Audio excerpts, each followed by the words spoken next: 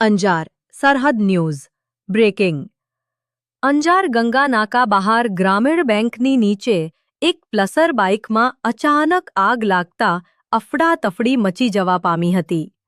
બાજુમાં જ આવેલ લાલજી બેચર પેટ્રોલ પંપ તથા અપૂર્વ એન્ટરપ્રાઇઝમાંથી આગ ઓલવવા ના ફાયર એક્સટિંગ્યુઝરથી આગ પર તાત્કાલિક કાબૂ મેળવી અંજાર નગરપાલિકા કાઉન્સિલર કેશવજીભાઈ સોરઠિયા દ્વારા અંજાર નગરપાલિકા ફાયર ફાઇટર પહોંચી આવતા આગ કાબૂમાં આવી જતા સૌએ હાશકારો અનુભવ્યો હતો.